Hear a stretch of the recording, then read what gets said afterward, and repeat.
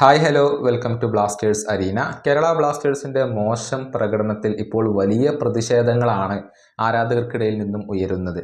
കേരള ബ്ലാസ്റ്റേഴ്സിന്റെ ആരാധക കൂട്ടായ്മകൾ പരസ്യ പ്രസ്താവനകൾ ഇപ്പോൾ ഇറക്കിക്കഴിഞ്ഞിട്ടുണ്ട്. എന്തിനേറെ പറയുന്നു, മത്സരം ബഹിഷ്കരിക്കാനുള്ള ക്യാമ്പയിനുകൾ വരെ ആരാധകർ ഇപ്പോൾ ആരംഭിച്ചിട്ടുണ്ട് എന്നുള്ളതാണ്. വരുന്ന ഹോം മത്സരത്തിൽ ആരാധകരുടെ എണ്ണത്തിൽ വലിയ ഒരു കുറവ് നമുക്ക് പ്രതീക്ഷിക്കേണ്ടി വരും. ക്ലബിന് മുന്നിലുള്ള ഒരേ ഒരു പരിഹാര മാർഗം പോസിറ്റീവായ റിസൾട്ടുകൾ ഉണ്ടാക്കിയെടുക്കുക എന്നുള്ളത് മാത്രമാണ്.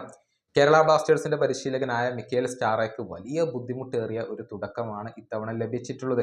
11 മത്സരങ്ങൾ കളിച്ചിട്ട് കേവലം 3 മത്സരങ്ങളിൽ മാത്രമാണ് അദ്ദേഹത്തിന് വിജയം ആഘോഷിക്കാനുള്ള ഒരു ഭാഗ്യം ലഭിച്ചിട്ടുള്ളത്.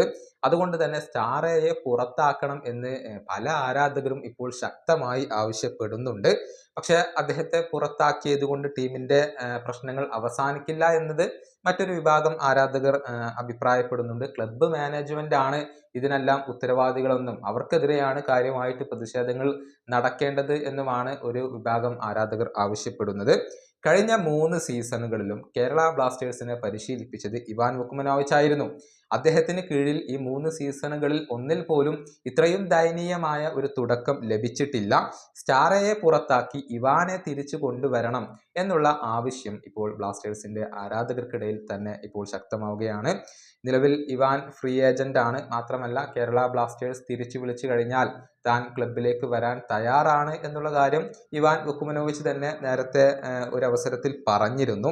എന്നാൽ ഇവാനെ തിരികെ കൊണ്ടുവരണം എന്ന അഭിപ്രായത്തെ എതിർക്കുന്ന ആരാധകരുമുണ്ട്. ഇവാൻ വുക്കുമനോവിച്ചിൻ്റെത് ഒരു കഴിഞ്ഞ ചാപ്റ്ററാണ്, കഴിഞ്ഞ അധ്യായമാണ്. നമ്മൾ അതിൽ നിന്നും മുന്നോട്ട് പോവുകയാണ് വേണ്ടത് എന്നുമാണ് ഇവർ വാദിക്കുന്നത്. ഇവാനോടുള്ള ഈ ഒരു അമിതമായ ഒബ്സഷൻ അത് നമുക്ക് ഗുണകരമല്ലെന്നും ഒരു വിഭാഗം ആരാധകർ വാദിക്കുന്നുണ്ട്. പകരം സ്റ്റാറയ്ക്ക് ആവശ്യമായ വിഭവങ്ങൾ നൽകാത്ത മാനേജ്മെന്റിനെയാണ് വിമർശിക്കേണ്ടത് എന്നാണ് ഇവരുടെ അഭിപ്രായം.